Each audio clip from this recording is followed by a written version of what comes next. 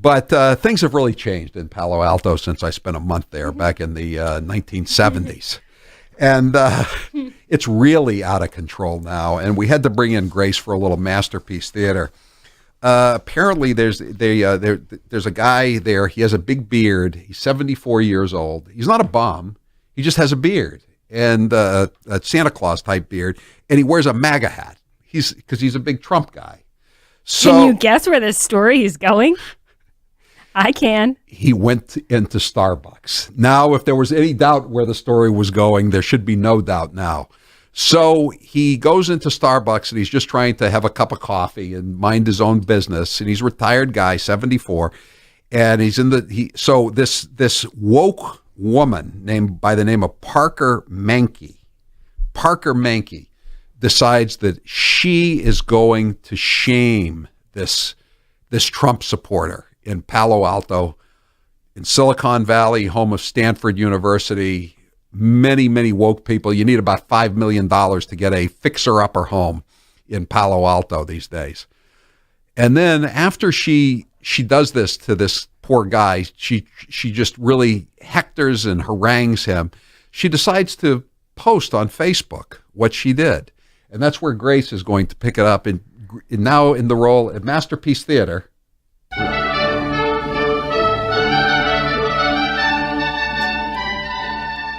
We have Grace in the role of Parker Mankey. Anybody in Palo Alto knows this freak. He was sitting in Starbucks. I think he lives in Palo Alto. He will never forget me and will think seriously about wearing that hat in my town ever again. If you see him in this hat, please confront him. You do not want to be the person who didn't speak up as we slipped into fascism. I yelled at him. I called the entire Starbucks to order and yelled at him more about how it is not okay to hate brown people. He threatened to call the cops. I left after yelling at him some more. When I walked back by after picking up my lunch, he was still there. I went back in and yelled that I had changed my mind. And I wanted him to call the police because I wanted to know his name, where he lived, his wife's name, and where his kids went to school. I called him more names and told him to call the police.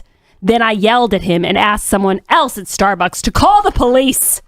He wouldn't call the police, so I called him a wimp. He got his stuff together to leave.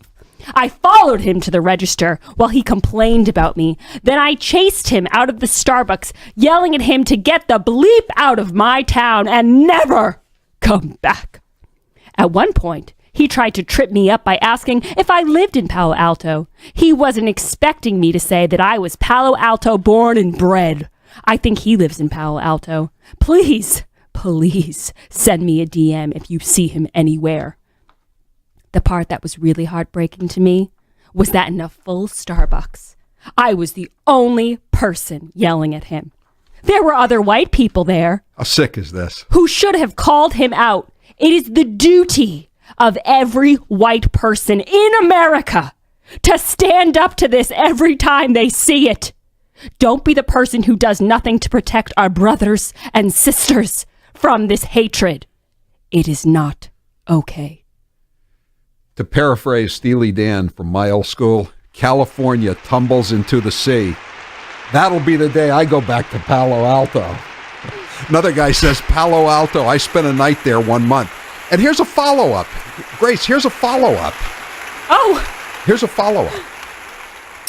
Should I read the Stevie J part too? Yeah. No, not the, just the bottom. I am going to publicly shame him in town and try to get him fired and kicked out of every club he is in. I am going to go to his house and march up and down carrying a sign that says he hates black people. I am going to organize protests where he works to make him feel as unsafe as he made every brown person he met today. This lady thinks we're crazy, right? Yeah.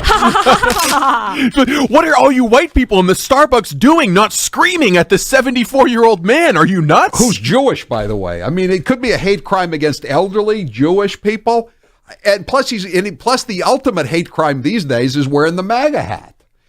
So somebody tweeted back at her, Hi, I will be contacting your husband's work and showing them all of your posts, harassing an innocent person online and inciting violence. Clearly, your husband condones your violent behavior, and his employer will know about it. Have a great day. She was employed for 4 years as an accountant and a bookkeeper. She's going to have plenty of time to go to his house now, though, and pick it around because, when they saw this thing, they fired her. Weird. You think they do business with Trump voters? It's the strangest thing. Even in Palo Alto, even in Silicon Valley, they do business with Trump supporters.